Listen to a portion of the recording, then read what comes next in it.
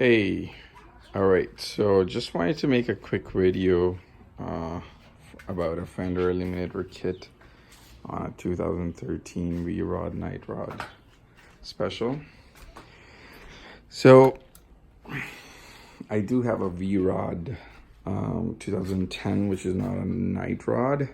So if you were to get a Fender eliminator kit, or you want to make something out of the old turn signals, I'll show you a slight difference between VRod's signal and VRod NightRod signal, so you can understand better.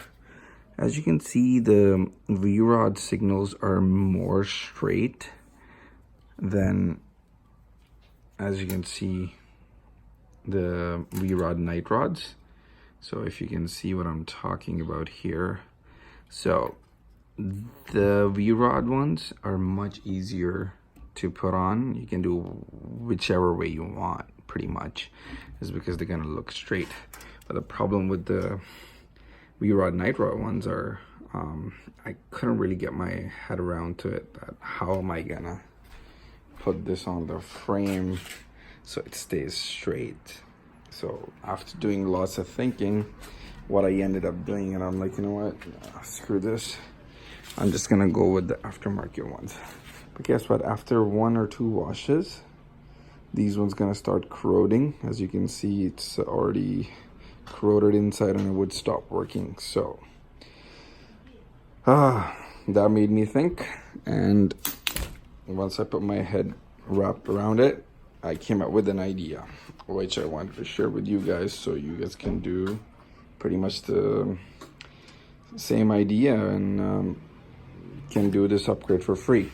So now, as you can see, what I did, it looks perfectly straight and it does look good. So I'll tell you what I did. All right, so this is never going to be straight if you were to put this on the frame here. As you can see, this is never going to be straight. So what I ended up doing is I painted some screws in a black color, matte black. I had these sitting around at home, and I think they're as big as, not 10, 8 millimeters. So if you can go to a Home Depot or Lowe's, you can get these ones for almost $2, and they're gonna be like 10 of those or 20 of those. So paint those screws black. So what I did is, to make things in a level, I put this screw right here. I tighten it just where I wanted it.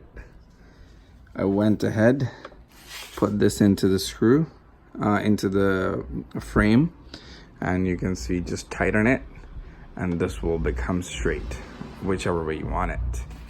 So once you tighten this, the concept is this screw will make its place into the frame here, and it's never gonna move. No matter what you do, it's not moving, like it's not. So there you have it, guys. If you wanna take off your Fender eliminator kit, no need to spend $200-300 on the Fender eliminator kit itself. Just take off the screws from the old Fender and license plate holder. Take the screws out of here, take the screws from inside here, and you will be exposed to 2 turn signals. Just put 1 screw at the back to making it even it, and the next screw, put it through the frame, and that's it. You have yourself almost a free Fender eliminator kit, which you don't need to worry about. There you go. All right, thanks for watching, guys. If you guys have questions, let me know. We'll be happy to answer. Thanks.